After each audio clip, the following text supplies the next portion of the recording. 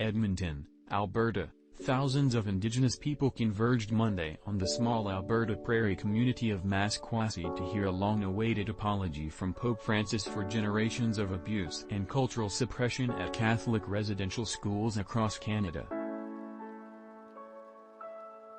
Francis was scheduled to arrive in mid-morning at the site of the former Ermineskin Indian Residential School, now largely torn down.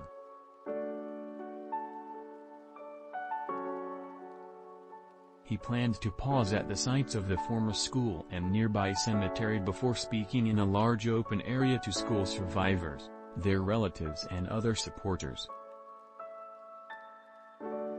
Francis arrived Sunday in Edmonton, where he was greeted by representatives of Canada's three main Indigenous groups, First Nations, Metis and Inuit, along with political and church dignitaries. The Pope spent the rest of the day resting at a seminary in the provincial capital. The Canadian government has admitted that physical and sexual abuse were rampant in the state-funded Christian schools that operated from the 19th century to the 1970s.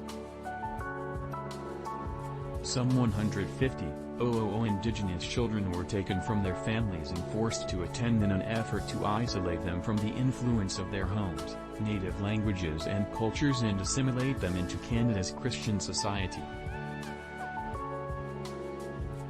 Francis' six-day trip, which will also include other sites in Alberta, Quebec City, and Iqaluit, Nunavut, in the far north, follows meetings he held in the spring at the Vatican with delegations from the First Nations, Metis, and Inuit. Those meetings culminated with a historic April 1st apology for the deplorable abuses committed by some Catholic missionaries in residential schools. Thousands of children died from disease, fire and other causes.